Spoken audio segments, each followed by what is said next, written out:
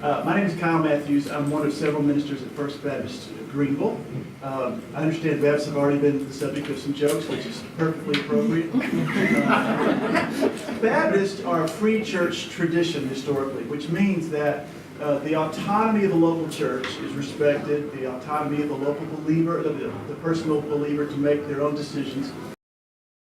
There are basically two things that we talk a lot about. One of them is to facilitate peace in the world. We do a lot of outward things. So we are travelers. We're always going somewhere or having someone come to us. We have partnerships around the world, and we try to show up and shut up and listen and allow there to be a diversity of voices in our community. If you come during what's been called Black History Month, we're going to call it Black History, Black Future Month, you'll hear a different African American voice in our pulpit each week.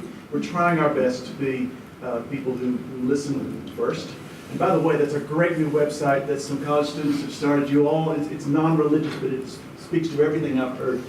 Listen First is a great new student-led website where all they're asking people to do is listen first. And I love everything I'm hearing today, and I hope you all would know you're welcome to First Baptist. So we do these. There's a thing called the Baptist Peace Fellowship where they have classes. They send people around the world. They teach children. I encourage you to look into the Baptist Peace work. But we come to recognize that the most essential work we do in peace is the work we do looking inward.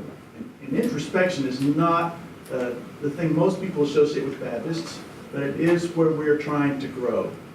We would say that conflict is part of life, and that avoiding conflict is really a dead-end street, because it's part of life, and part of our calling is to meet life on its own terms. So what we're looking at is what happens inside me when I'm in conflict. What is the inner dynamic? St. Francis said, we have more to fear from our enmity than from our enemy. And one of my favorite theologians, Karl Barth, said it even, I think, better. He said, your enemy is whoever tempts you to return evil for evil.